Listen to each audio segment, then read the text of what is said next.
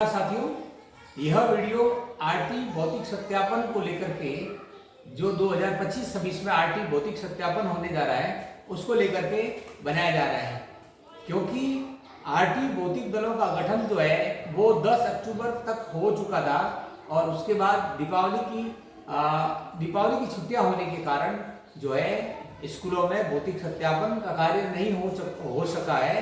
तो अब जो है विद्यालयों में जांच दल जो है वो आने शुरू हो गए, क्योंकि 5 नवंबर जो है वो भौतिक सत्यापन की अंतिम दिनांक है। तो इसके लिए प्राइवेट साथियों के लिए यह आवश्यक है कि उनको विद्यालय में भौतिक सत्यापन दल के आने से पहले क्या क्या डॉक्यूमेंट्स तैयार रखने हैं। तो यह वीडियो जो है इसीलिए बनाया जा रहा है कि आपको जो है भौतिक सत्यापन दलों के आने से पहले क्या क्या तैयारियां और क्या क्या डॉक्यूमेंट तैयार रखने हैं। तो आइए जानते हैं।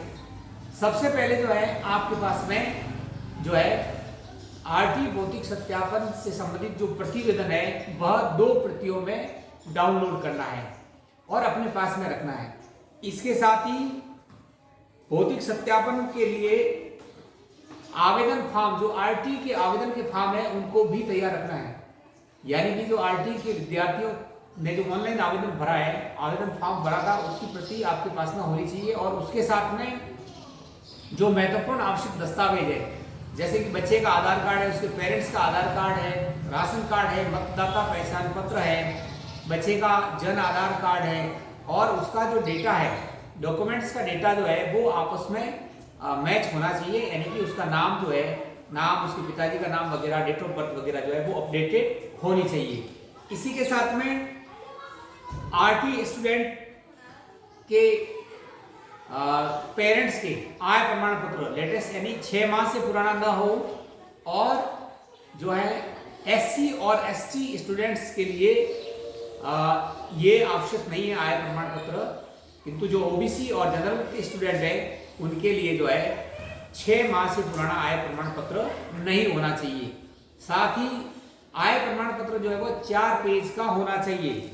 इसके साथ में कैश बुक आपकी जो है बिल्कुल इस सत्र की कैश बुक कंप्लीट होनी चाहिए, और जो पिछला साल जो गया है आपका, जो पिछला वर्ष बीता है उसकी भी कैश बुक जो है वो अपडेटेड होनी चाहिए। इसके साथ में जो आप फीस की रसीद काटते हैं वह भी अपडेटेड और कंप्लीट रसीद बुक आपके पास में सीरियल वाइज होनी चाहिए। साथ ही जो आपके स्कूल का जो बैंक खाता है जिसमें आपके आरटी का भुगतान आता है, वह उस बैंक खाते की पासबुक के अंदर एंट्री जो है वो अपडेटेड होनी चाहिए। मीन्स की लास्ट अभी वर्तमान में बैलेंस क्या बोल रहा है वह अपडेटेड पासबुक में एंट्री होनी चाहिए।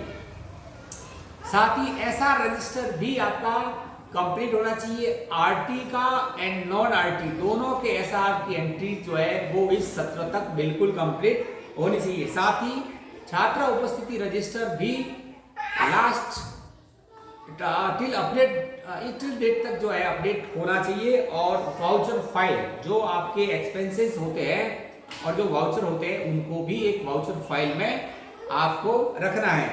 साथ ही शिक्षक उपस्थिति रजिस्टर, फीस, और सबसे महत्वपूर्ण दस्तावेज जो है वह है बैठक विवरण रजिस्टर और फीस निर्धारण समिति, जो कि फीस निर्धारण समिति से संबंधित जो है आवश्यक कार्रवाई, जो सत्र 2026-27 के लिए फीस निर्धारण समिति का गठन किया जाना है, उससे संबंधित भी कार्रवाई आपके बैठक रजिस्टर में कंप्लीट होनी चाहिए। और जो आपका प्राइवेट स्कूल का पीएसपी पोर्टल है उस पर भी सारा डेटा कंप्लीट होना चाहिए। और भी इसके अलावा इस विद्यालय से संबंधित जितने भी आपके पास डॉक्यूमेंट्स हैं वो सारे अपडेटेड और कंप्लीट होने चाहिए।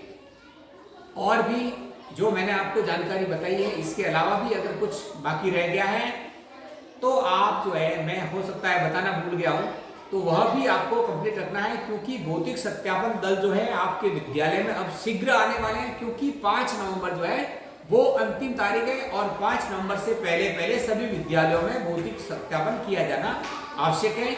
आपको जानकारी अच्छी लगी है तो इस वीडियो को अधिक से अधिक अपने मित्रों में शेयर जरूर कराएं। धन्यवाद।